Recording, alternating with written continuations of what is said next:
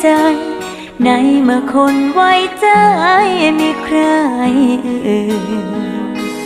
กอดน้ำตาแทนมอนนอนเจ็บช้ำกล้ำกลืนพอสะดุ้งตื่นก็คือทอดข่าวคงเป็นเวรหรือกรรมอีหยังที่นางนั้นเฮ็ดเอาไว้สิหนีไปทางใดก็บ่มอมเจ้าได้แต่หายใจคอยตายหวนคืนมาเว้าถ้อยคำเก่าๆมาเว้าใส่หูน้องกันมาชาตินี้เพื่อหาอายคันสิตา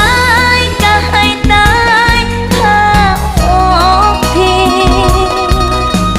เขาให้น้องเกิดมาหักคนหลายใจจังพี่คันบ่ตา